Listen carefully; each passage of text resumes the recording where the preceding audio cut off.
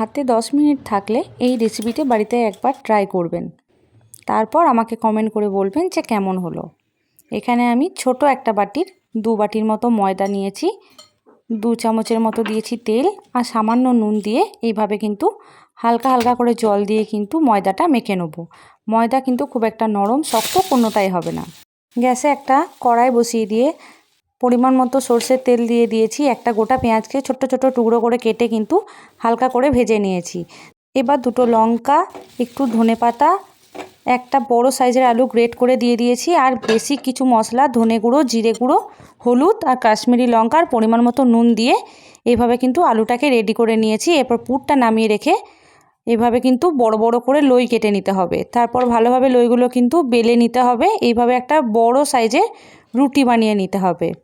এরপর তৈরি করে রাখা পুর এইভাবে রুটিটার চারিদিকে কিন্তু ভালোভাবে মাখিয়ে দিতে হবে।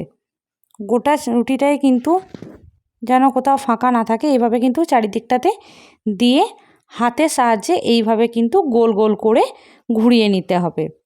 একটা ছুরি দিয়ে এই রোলটা কিন্তু আমি টুকরো টুকরো করে এইভাবে একটু ছোট ছোট করে কেটে নেব।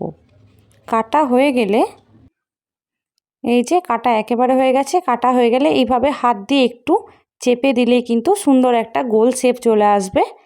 সব কটা বানানো আমার হয়ে গেছে। এরপর একে একে তেলে ভেজে নিলেই কিন্তু রেডি আজকে এই সন্ধ্যা স্ন্যাক্স বা টিফিন যেটাই হবে।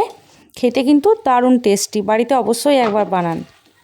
কম আঁচে 2 পিঠ ভালোভাবে ভেজে নিয়ে গ্যাসটা একটু বাড়িয়ে দিয়ে একটু লাল লাল হয়ে গেলে কিন্তু নামিয়ে সসের সাথে কিন্তু পরিবেশন করুন। তাহলে আজকের মতো এখানেই টাটা। দেখা হচ্ছে অন্য কোনো ভিডিওতে। টাটা।